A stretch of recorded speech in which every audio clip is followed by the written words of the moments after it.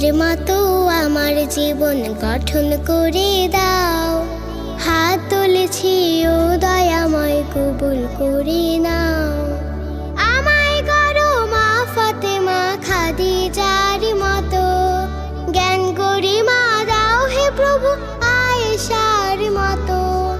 আমায় করো মা ফাতেমা খাদিজার মতো, জ্ঞান গরিমা দাও হে প্রভু আয়েশার মতো।